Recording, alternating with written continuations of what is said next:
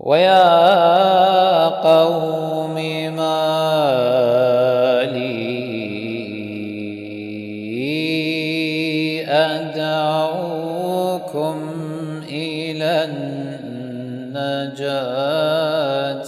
وتدعونني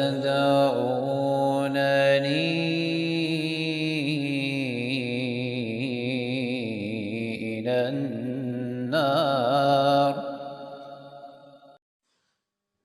افتعلت ضجة من قبل بقايا دعاة الفرقة البكرية في مصر،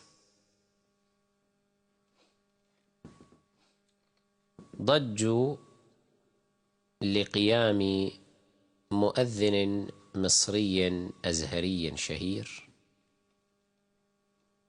يدعى فرج أو فرج الدين أو فرج الله الشاذلي، ما أتذكر الآن اسمه بالدقة، وهو إما نقيب القراء أو نائب رئيس نقابة القراء، شيء من هذا القبيل، يعني شخصية معتبرة تخرج على يدها قراء ومجودون. ضجوا على هذا الرجل لمجرد أنه استضيف في العراق، وكانت استضافته لأجل أن يحكم في مسابقة للقراء، يكون حكما في ترتيل وتجويد هؤلاء القراء. وعلى هامش تلك المسابقة ذهب مع جماعة أيضا من الأزهريين إلى مسجد الكوفة المقدس، وصلوا هنالك الجمعة، فقام هو بالأذان في هذا المسجد الشريف بحسب الأذان الإسلامي المروي عن أئمة أهل البيت عليهم الصلاة والسلام، والذي يتضمن الشهادة الثالثة، أي الشهادة لمولانا أمير المؤمنين عليه الصلاة والسلام بالولاية، والحيعلة الثالثة، أي حي على خير العمل بعد حي على الفلاح. ضج هؤلاء القوم وكأن الرجل ارتكب منكرا عظيما، لأنه قال أشهد أن علي ولي الله، ولأنه قال حي على خير العمل. لما عاد إلى مصر قوبل بهذه الضجة، وإن تأخرت لأنهم ما كانوا ملتفتين حسب ما يبدو،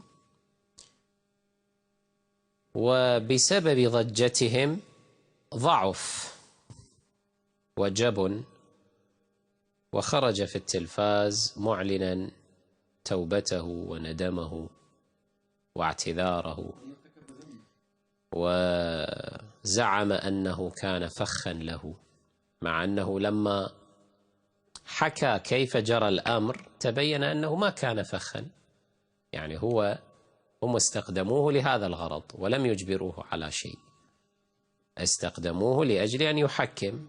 حضر وقت الصلاة، ذهب إلى المسجد، صلى معهم، قالوا له اتفضل أنت أذن، صوتك جميل وأنت أذن لنا، وبالفعل هو صوته جميل للإنصاف، صوته حسن. فقام قال أعطوني ورقة، وقالوا لي هذه فصول الأذان، مع أنه هم تبين، أنا شفت المقطع، شفت ما يقرأ من ورقة، بس هو حافظها مثلا، ممكن، الله العالم.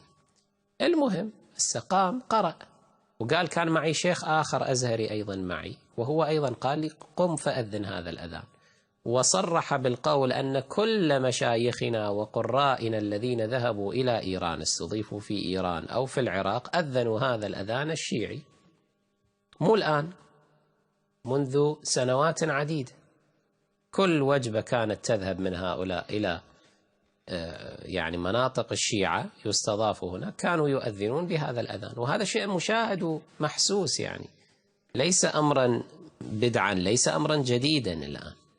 هذا أنا أتذكر من أيام التسعينيات كان هكذا، احنا نسمع قراء مصريين يأذنون أذان شيعي ونسجله ونسمعه حتى كنا، يعني مو شغلة جديدة هذه. حتى لما يقرؤون القرآن يختمون القرآن بقولهم صدق الله العلي العظيم، هذا كما نحن نقول، ليس كما هم يقولون صدق الله العظيم. فعلى أي حال هو جبن وقال أنا أعتذر من هذا الأمر. مع هذا يعني مع أنه اعتذر وإلى ما هنالك، الأزهر ما أدري الأزهر إيه أصدر قرارا بإيقافه عن القراءة، ولما كشف أن معظم قرائهم الذين ذهبوا ارتكبوا هذا الأمر تبين أن الفتق قد اتسع على الراتق، فنتيجة أصدروا قرارا بأنه يمنع أن يذهب القراء مرة أخرى إلى إيران أو العراق. خلاص لا يذهب أحد إلى إيران أو العراق ليقرأ لهم القرآن أو يحكم في مسابقة تحكيم للقراء مثلا، ولا يؤذن هناك ولا شيء. كل هذا لأجل أي شيء؟ على أساس أن ما جاء به بدعة في الدين. أن يقول المرء أشهد أن عليا ولي الله حي على خير العمل، بدعة في الدين. كلامنا سيكون حول هذه النقطة، أنه هل يا ترى هذه بدعة حقا أم لا؟ وهل يستأهل الأمر كل هذا الفزع؟ وهل يستأهل الأمر معاقبة هذا الرجل وقطع طريق هؤلاء القراء ورزقهم أيضا، حيث يمنعوا من أن يذهبوا إلى إيران أو العراق ليقرأوا هناك؟ طيب باكر استضافوهم بالكويت، طيب شلون؟ جابوا شيعة بالكويت، كم مرة احنا نمشي، جابوا قراء مصريين يقرؤون في مساجد الشيعة ويؤذنون بالشهادة الثالثة وبحي على خير العمل، وأحيانا حتى يقرؤون الأدعية الشيعية، موجود. يستضيفونهم في البحرين، يستضيفونهم في البحرين الكبرى، في لبنان، في لندن أحيانا كان يجيبون بعض هؤلاء القراء ويقرؤون خاصة في شهر رمضان. ثم ماذا؟ يعني تقطعون الطريق، خلاص ما حد يروح، ممنوع تروح يم الشيعة تقرأ لهم كتاب الله عز وجل. هذه هي الوحدة الإسلامية التي تتكلمون عنها، هذا هو التقارب. نحن نمد أيدينا نقول فليأتوا إلينا لا مانع، نستضيفهم يقرؤون. أما من أصول الاحترام أنه حينما أنا أدعو قارئا بكريا يأتي هنا في مسجد الشيعة أن يؤذن في وسط الشيعة بأذانهم، هذا من أصول الاحترام. يقرأ هنا القرآن، يقرأ أيضا أدعيتنا، هذا لا يخل بدينه في شيء. هذا الذي سأبينه إن شاء الله تعالى، أنه لا يخل بدينه في شيء، وفي نفس الوقت يحترم ماذا؟ يحترم هؤلاء الذين استضافوه. هكذا يكون التلاقي فيما بيننا. كيف نتلاقى إذن؟ نحن نمد أيدينا ونقول تعالوا واحضروا عندنا، لا نجبره على أن يصلي بصلاتنا للعلم، احنا نجبره يصلي؟ لا، هو وقفهم صلى معاهم، صلى كما هو يعتقد، صلى مكفرا، لكن ائتم بمن؟ بإمام الجماعة الشيعي. لماذا؟ لأن ذلك لا يخل بدينه، ليس شرطا عنده أن يصلي خلف العادل كما هو الحال عندنا، يستطيع أن يصلي خلفه حتى غير العادل. فلو افترضنا أن الشيعي غير عادل عنده، فتجوز طبقا لمذهبهم أن يصلي هو وراءه. وهذه للعلم سنة معروفة، أنه هم يجوز لهم أن يصلوا وراءنا، وهم دائما يفعلون هكذا، لكننا نحن لا نصلي وراءه لأن مذهبنا لا يجيز. كل يلتزم قواعد مذهبي، ما بها شيء. هذه أنا مذهبي لا يسمح لي أن أصلي خلف حتى الشيعي ذو العمة الشيعية إذا لم يكن عادلا، لا أصلي وراءه. يعني مثلا يجيبون خامنئي الآن إمام جماعة، لا نصلي وراءه لأنه عندنا غير عادل، فاسق مثلا. لكن إذا البكري أراد أن يصلي يستطيع أن يصلي خلفه، ويستطيع أن يصلي ماذا؟ خلفي، كما حصل أحيانا. إنزين، ليش؟ لأنه ليس شرطا عنده أن يصلي وراء العادل، لا، القاعدة الشرعية عندهم صلوا وراء كل بر وفاجر، خلص انتهى الموضوع. وهذا أمر ليس كما قلت أمرا جديدا في أسلوب التعامل بين الشيعة وبين المخالفين. يعني أنتم ارجعوا، وهذا كان حتى موجود في المجلات وفي الصحف. أنا أتذكر في التسعينيات ذات مرة جاء محمد مهدي شمس الدين، تعرفونه، اللي كان رئيس المجلس الإسلامي الشيعي الأعلى في لبنان، صحيح؟ جاء في زيارة إلى القاهرة واستضيف في الأزهر، وصلى وراءه شيخ الأزهر، وصورت الصورة ماذا؟ الصحف المصرية والمجلات المصرية، ونقلت عنها كل الصحف والمجلات العربية الأخرى، وصلتنا بالكويت وشفناها. محمد مهدي شمس الدين واقف يصلي، محمد سيد طنطاوي خلفه مباشرة، وبقية كل مشايخ ورجالات الأزهر واقفين بالصف الأول يصلون وراءه. طبيعي، هذا ليس أمرا يعني غريبا. فما المشكلة إذن في أن يأتي أحدكم ويؤذن لنا الأذان كما نحن نعتقد أنه جاء عن رسول الله وعن أهل بيته الطاهرين عليهم الصلاة والسلام؟ ما المشكلة في ذلك؟ تقولون إن أشهد أن عليا ولي الله بدعة. معاذ الله، كيف تكون بدعة؟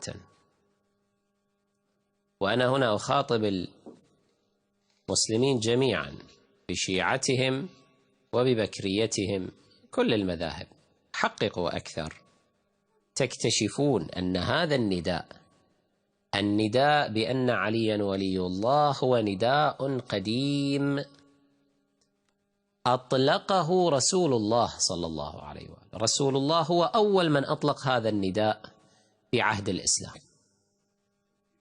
يوم أن وقف في غدير خم وقال: من كنت مولاه فعلي مولاه، اللهم وال من والاه وعاد من عاداه، وانصر من نصره، واخذل من خذله، وأدر الحق معه حيثما دار.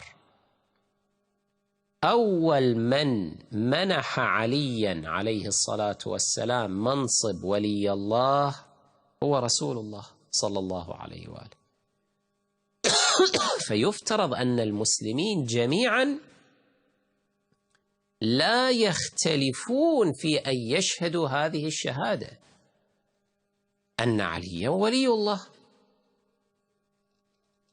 نحن مثلا نروي من طرقنا كما في فضائل ابن شاذان عن النبي صلى الله عليه وآله قال: من أراد أن يستمسك بالعروة الوثقى في الدنيا والآخرة فليقل لا إله إلا الله محمد رسول الله علي ولي الله. اللهم صل على محمد وآل محمد وعجل فرجهم والعن أعداءهم. هكذا نطق النبي صلى الله عليه وآله. هذا من طرقنا، نعم صحيح، وله ما يعضده من طرقهم كما قلت، ولا أقل من حديث الغدير، فإن حديث الغدير مجمع على صحته وتواتره. هذا كاف في أن يكون موضوع الشهادة بأن عليا ولي الله موضوعا محرزا استحبابه بل مطلوبيته بل وجوبه في الشريعة الإسلامية، أن المسلم لا بد أن يشهد بأن عليا عليه السلام هو ولي الله. هذا هو الأصل. طيب، قد يقول قائل: فصول الأذان توقيفية، حتى إن افترضنا أن عليا ولي الله لا يجوز لنا أن ندخل في الأذان ما ليس منه. نحن نقول إننا نسلم قطعا أن فصول الأذان توقيفية لا يجوز أن نتلاعب فيها، ولكن قد قام التحقيق العلمي الرصين على أن الشهادة لعلي والأئمة عليهم السلام بالولاية جزء لا يتجزأ من فصول الأذان. هكذا انتهى إليه التحقيق العلمي، وفيه بحث طويل وعريض. هذا بحث فقهي محله ليس في هذه الجلسة، محله في جلسات الحوزة العلمية. هنالك يظهر أنه نعم فصول الأذان من بينها الفصل القائل أشهد أن عليا ولي الله، وفي ذلك فتاوى، منها فتوى المجدد الثاني رضوان الله تعالى عليه والسيد المرجع أدام الله ظله، أنهم قائلون بجزئية الشهادة الثالثة. فإن قيل إن فصول الأذان يعني روايات تحديد فصول الأذان عندنا لم تذكر هذا الفصل تحديدا، قلنا ما قاله السبزواري وهو السيد عبد الأعلى السبزواري، أنه هذا لوجود المانع لا لعدم المقتضي، لأن هنالك مانعا من الرواية بهذا بأن يقال هكذا في تلك الأزمنة حيث ظروف التقية. كان هنالك مانع من التصريح بأن هذا فصل من فصول الأذان. كان الشيعي يؤخذ ويعتقل لأنه قال حي على خير العمل، فكيف بالنسبة إلى أشهد أن علي ولي الله؟ هذا يطيرون رقبته إن قالها في الأذان في تلك الأزمنة. فلوجود هذا المانع سكت الأئمة عليهم السلام حين حددوا في بعض الروايات فصول الأذان، سكتوا عن بيان أن هذا فصل منها. لكنهم في روايات أخرى عامة كلية أشاروا إلى ملازمة بين هذا الفصل بين هذه الشهادة الثالثة وبين الشهادتين الأوليين. فمن هذا استفاد الفقهاء أن الشهادة الثالثة لازمة في الأذان وفي الإقامة. وهنالك أدلة تنبئنا عن أن هذه الشهادة، هذا الأذان بهذه الشهادة أذن بها في عهد رسول الله صلى الله عليه وآله. وليس فقط ذلك من رواياتنا، بل من روايات مخالفين وطرقهم أيضا.